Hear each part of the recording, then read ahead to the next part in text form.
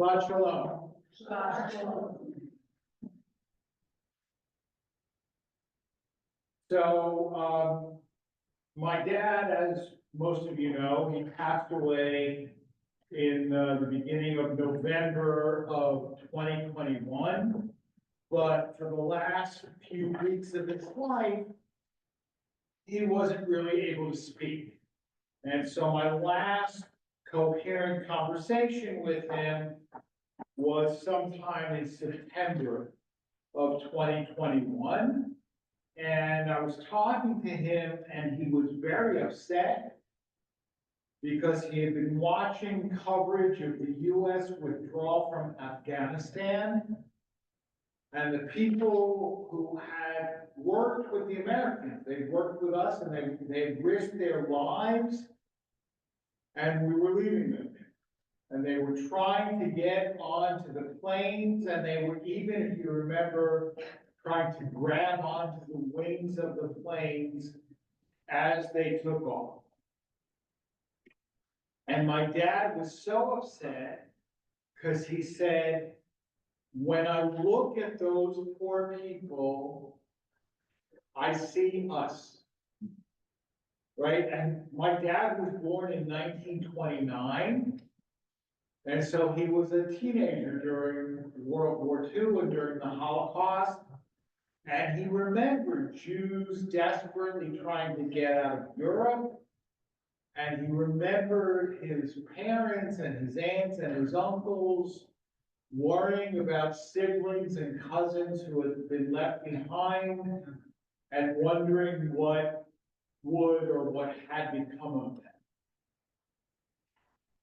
When I look at those people, I see us. Okay, and I read that as a paraphrase of something which appears in this week's Parashat. Do not oppress. The word is ger, okay? A ger, stranger, a foreigner. Do not oppress a stranger. You yourselves know how it feels to be a stranger because you were strangers in Egypt, right? You know how it feels.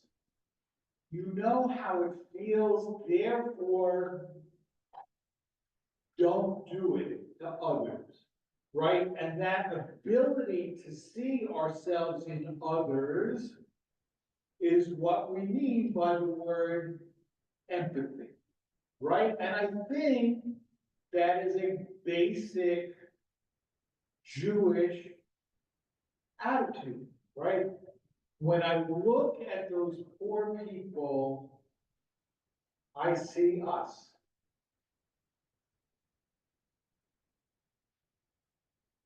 And that's how we should walk through the world, right? Not to look at other people who are suffering, not my problem, right? When I look at those people, those poor people, I see us. Okay, this is Rabbi Shai Held's commentary on this verse.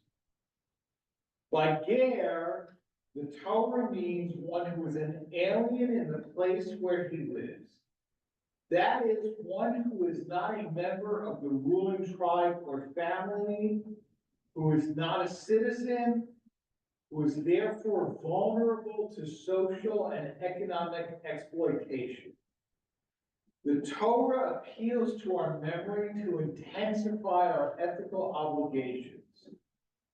Having tasted the suffering and degradation to which vulnerability can lead, we are bidden not to oppress the stranger. The Torah's call is not based on a rational argument, but on an urgent demand for empathy. Since you know what it feels like to be a stranger, you must never abuse or mistreat the stranger. Rabbi Held goes on to say, this prohibition is so often cited that it's easy to miss just how radical and non-obvious it is.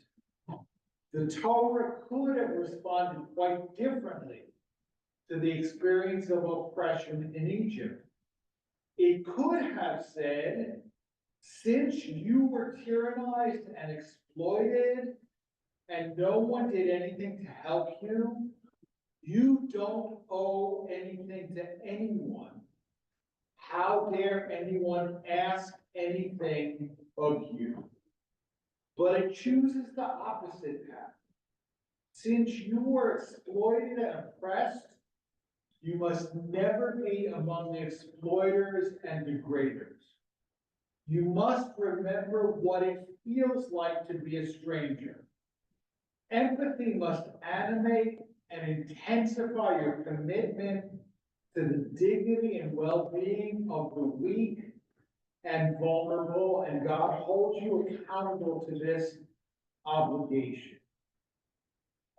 And Rabbi Held says this is radical because how often do we hear that, right? I mean, we hear this frankly from the Israeli government all the time, right?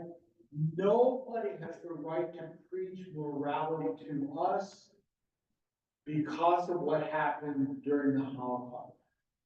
And the Israeli government may be right. I'm really not interested in what the UN has to say about Israeli behavior. I'm not interested in that at all. I'm interested in what the Torah has to say. I'm interested in what we as Jews have to say. I'm interested in what God has to say, right? And the Torah doesn't say, because of all the bad things that were done to you, you have a license to go ahead and do them to others.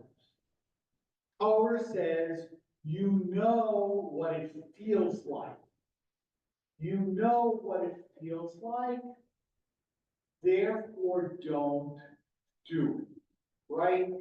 Have empathy. And here, and that is true whether you're an Israeli Jew or an American Jew, and I'm not talking about policy per se, okay? I mean, I think we could have an interesting discussion about what our immigration policy should be and our immigration enforcement and what poor people are owed and what the economically disadvantaged are owed. But that's not what I'm talking about. I'm talking about a basic attitude that the Torah wants us to have because of our own experience.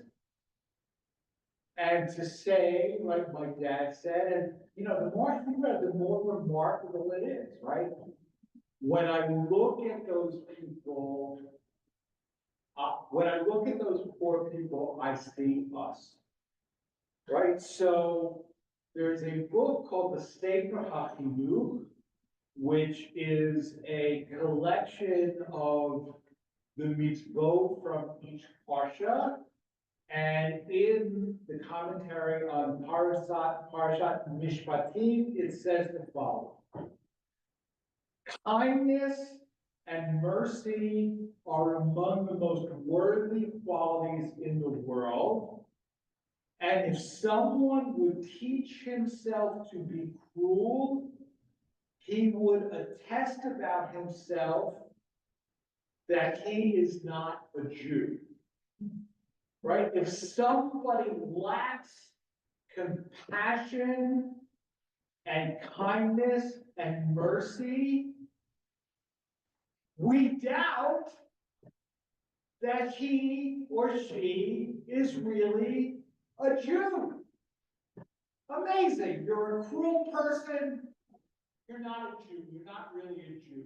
How do we know that you're not really a Jew if you lack compassion?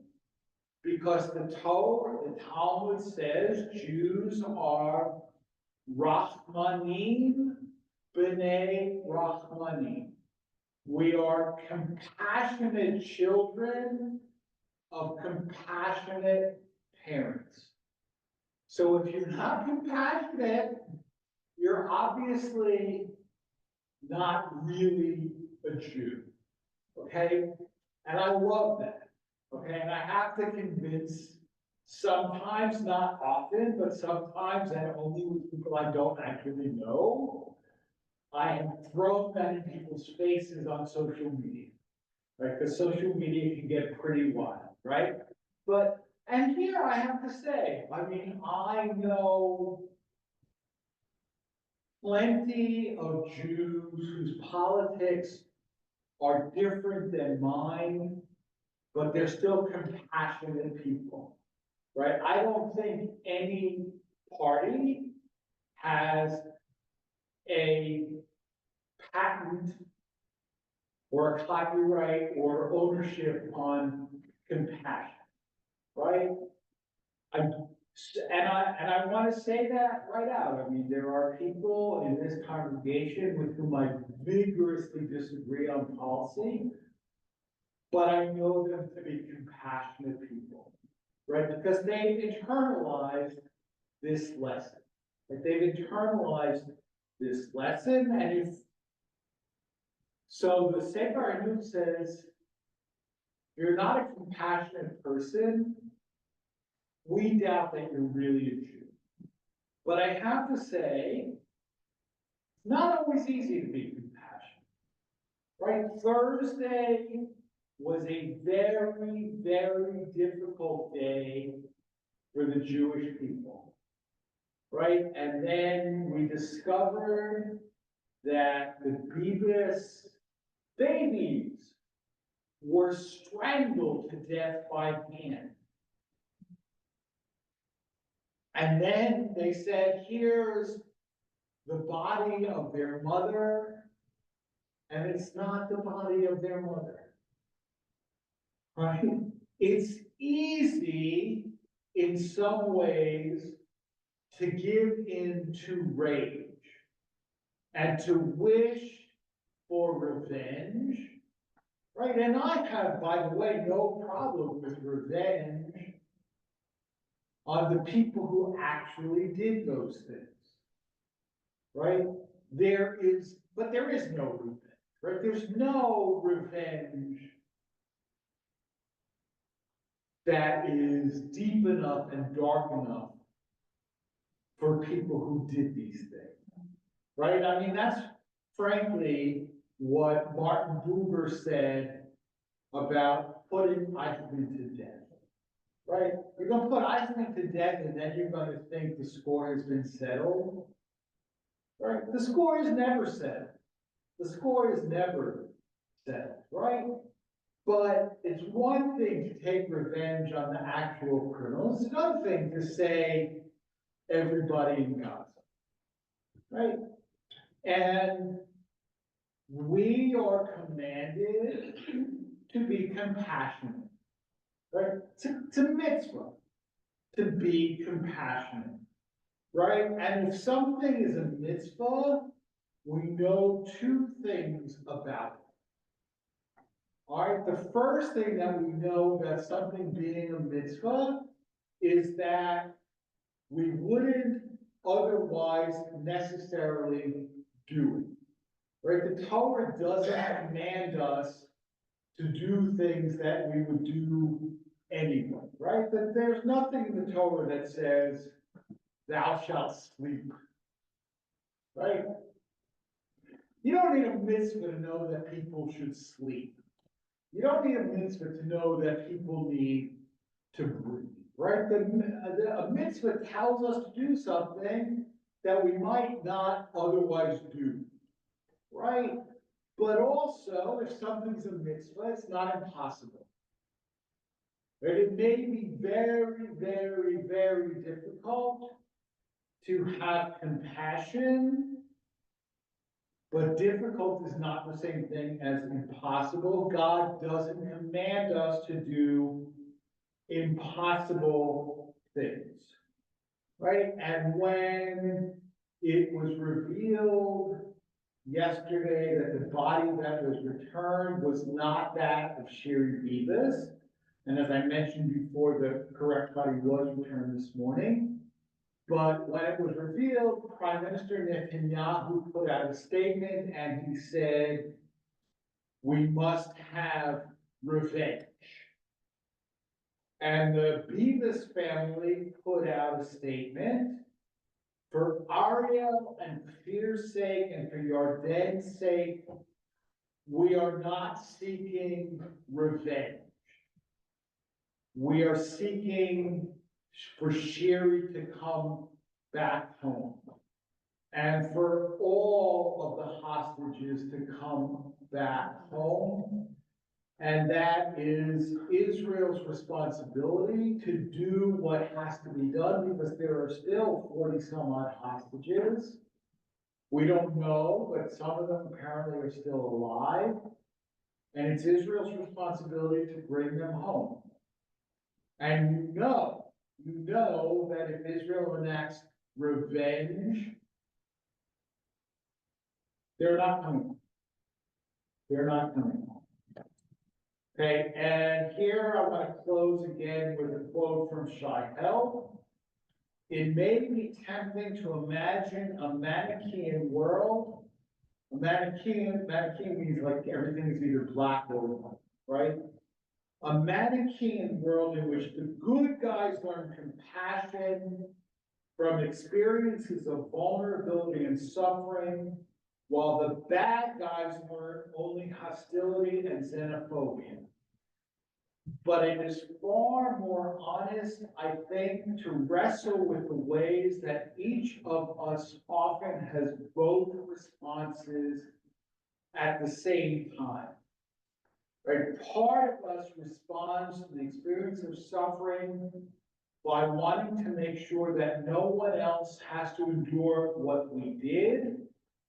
But another part of ourselves feels entitled and above reproach, right? In other words, that desire to just go in and kill everybody in Gaza, I understand. There are times that I feel it, right? But each of us, right? I mean, the Torah is brilliant. Each of us has a Yetzer Hara and a Yetzer Hatov, right? We each have an evil inclination and we each have a good inclination, right? As Leon Wieseltier once wrote, the Holocaust enlarged our Jewish hearts and it shrunk them. The Torah challenges us to nurture and cultivate the compassionate response and to make sure that the raging, combative one never becomes the animating principle of our lives. And it ain't easy. It ain't easy, but it's a mitzvah. And it's not a mitzvah because it's easy. It's a mitzvah because it's hard. But if it's a mitzvah, it's something that we can do. Shabbat Shalom. Shabbat Shalom.